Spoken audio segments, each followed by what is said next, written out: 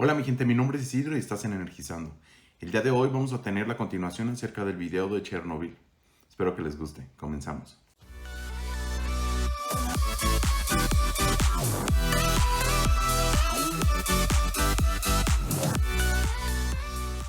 Bueno, como podrán recordar, nos quedamos en que por una explosión de vapor el núcleo quedó expuesto y los ingenieros de la sala de control llamaron a los servicios de emergencias.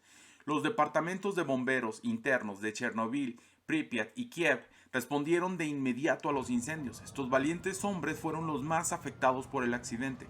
Es probable que algunos de los hombres que respondieron que no supieran lo que estaba ocurriendo cuando atendieron el llamado de ayuda, pero otros casi con seguridad reconocieron la gravedad del accidente. Aún así, se dirigieron al lugar. Cuando llegaron a la escena, ingresaron a un entorno excepcionalmente peligroso alrededor de la planta de Chernobyl.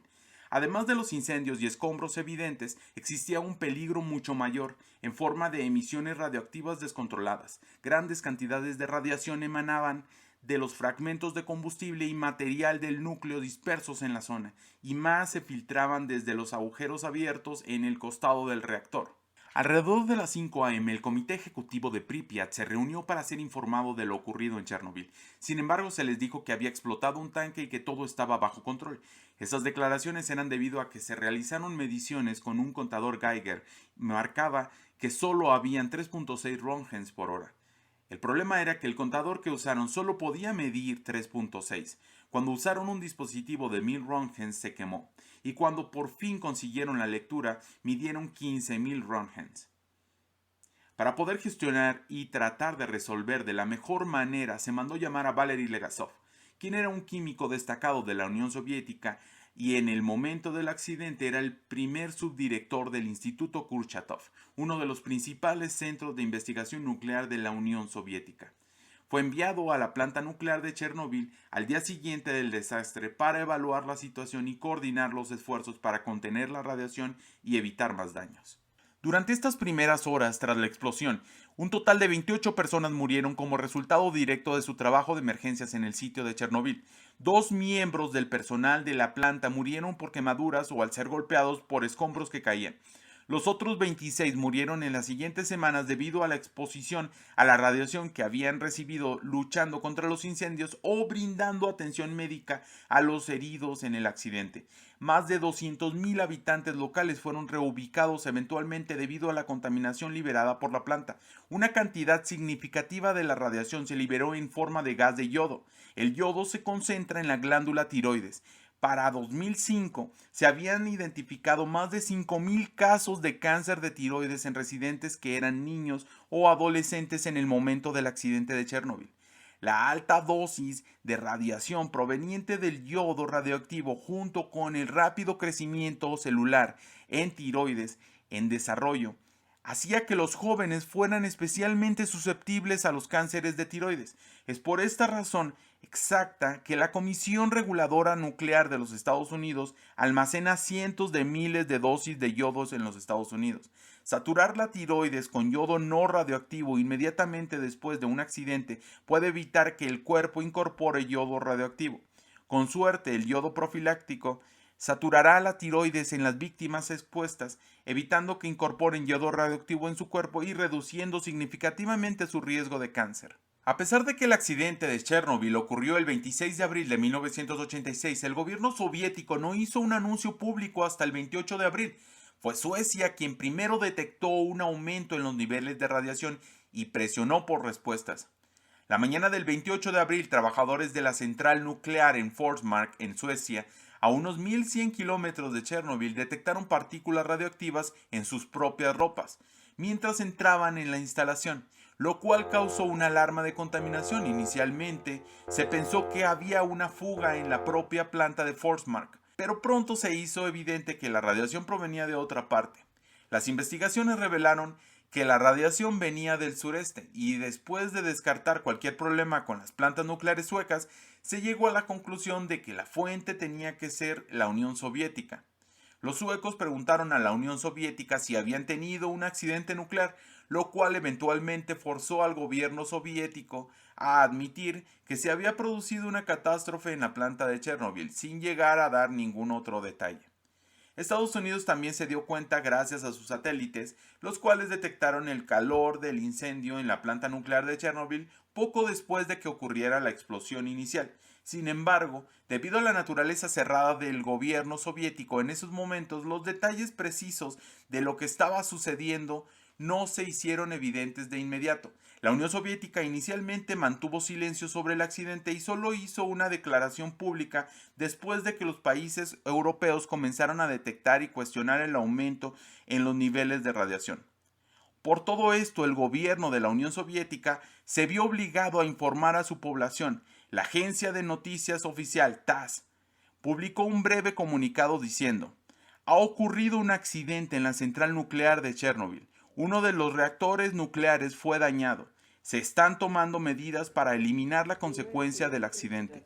Las víctimas están siendo ayudadas. Se ha establecido una comisión del gobierno. Para el segundo día después del accidente se movilizaron recursos externos para ayudar a estabilizar el reactor y mitigar las emisiones de radiación, pero 300.000 soldados llegaban al mismo tiempo para todas las labores que se tenían que realizar. Al grupo de personas que trabajaban en Chernobyl se les llamó liquidadores y fueron llamadas para lidiar con las consecuencias del desastre. Estos trabajadores estuvieron expuestos a niveles extremadamente altos de radiación durante su labor. Muchos de ellos desarrollaron enfermedades relacionadas con la radiación, como cáncer y enfermedades cardíacas, y un número significativo murió a causa de estas enfermedades.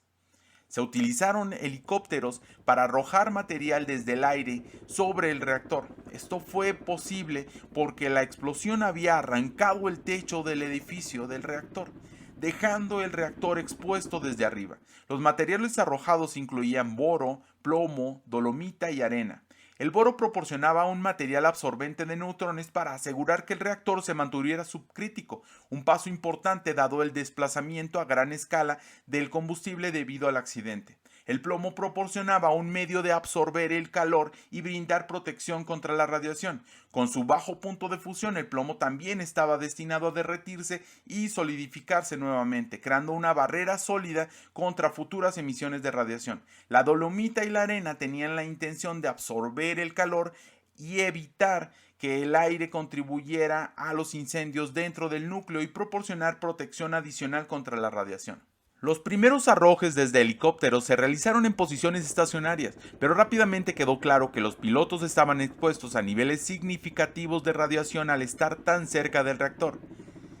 La técnica se ajustó para que los helicópteros soltaran su carga mientras volaban por el área. Aunque esta era una técnica mucho más segura para los pilotos, la precisión se vio afectada. El ritmo rápido de las operaciones también resultó peligroso. Un helicóptero se estrelló después de golpear un cable de construcción durante las operaciones de descarga, causando la muerte de 4 miembros de la tripulación.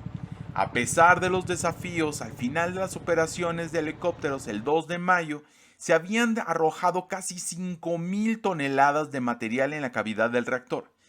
Si bien el efecto inmediato del material arrojado desde el aire fue útil, tuvo un efecto negativo a largo plazo. Actuó como una manta térmica no deseada y retuvo el calor de descomposición del reactor en la cavidad del reactor.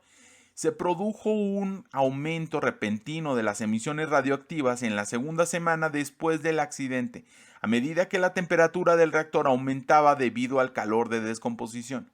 Mientras se llevaban a cabo las operaciones con helicópteros, un grupo separado de ingenieros estaba construyendo un túnel debajo del reactor. Para eso, un grupo de mineros fue convocado para ayudar a controlar la situación. La mayoría de estos mineros venían de Tula, una región rica en carbón a unos 3.000 kilómetros al sureste de Chernobyl. El problema clave que estos mineros debían resolver era el temor a que el núcleo del reactor, que estaba en proceso de fusión, pudiera quemarse a través del suelo de la central eléctrica y entrar en contacto con el agua subterránea. Esto podría haber causado una explosión masiva de vapor que habría dispersado aún más residuos radioactivos en la atmósfera. Trabajando en condiciones extremadamente difíciles, los mineros lograron cavar el túnel en un tiempo récord. Sin embargo, al final, el temor a que el núcleo del reactor se fundiera a través del suelo de la planta nunca se materializó y el sistema de enfriamiento que se planeó nunca fue instalado. Después del desastre de Chernobyl, se tomaron medidas drásticas para contener la radiación y minimizar la exposición humana. Lamentablemente, una de estas medidas fue el sacrificio masivo de animales en la zona de exclusión alrededor de la planta nuclear de Chernobyl, que abarcaba unos 30 kilómetros. Muchos animales domésticos, incluyendo perros, gatos y ganado, fueron dejados atrás cuando la población local fue evacuada de áreas como la ciudad de Pripyat. Las autoridades soviéticas estaban preocupadas de que estos animales, que podrían haber estado expuestos a niveles peligrosos de radiación, pudieran extender la contaminación fuera de la zona de exclusión si se les dejaba vivir.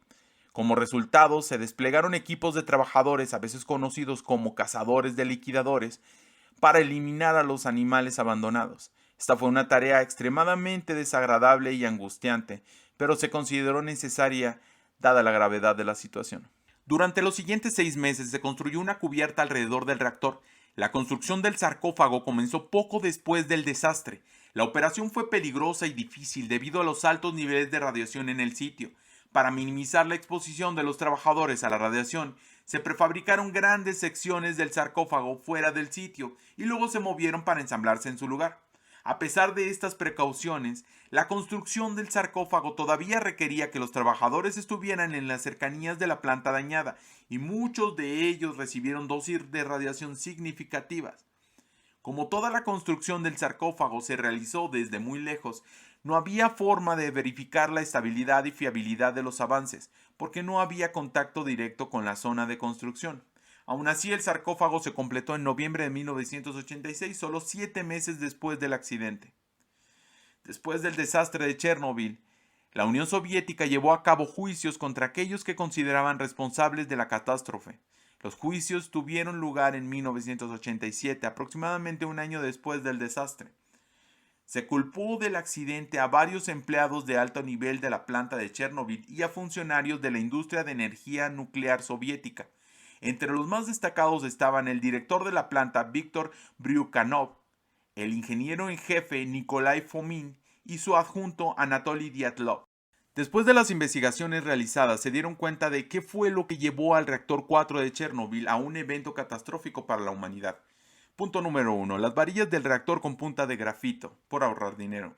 Punto número 2. Reactores sin una estructura de contención alrededor, por ahorrar dinero. Punto número 3. No se usa combustible enriquecido, por ahorrar dinero. Punto número 4. Por usar reactores de grafito moderados con agua, con un coeficiente de vacío positivo, por ahorrar más dinero. Por eso se dice que lo barato sale caro. Con el tiempo, el sarcófago comenzó a mostrar signos de deterioro, incluyendo agrietamientos y fugas de material radioactivo. Para abordar estos problemas, en 2010 comenzó la construcción de una estructura más grande y más duradera conocida como el nuevo confinamiento seguro. El nuevo confinamiento seguro es una estructura gigantesca diseñada para contener los residuos radioactivos de la central nuclear de Chernobyl. La construcción del confinamiento comenzó en 2010 y se completó en 2016. Más de 600.000 personas trabajaron dentro de la zona de exclusión. Muchos de ellos padecieron enfermedades relacionadas con la radiación tras esto. La zona de exclusión entre Ucrania y Bielorrusia es de 2.600 kilómetros cuadrados. Cuando las personas fueron evacuadas de esta zona, se les dijo que era temporal, y aún está prohibido regresar ahí.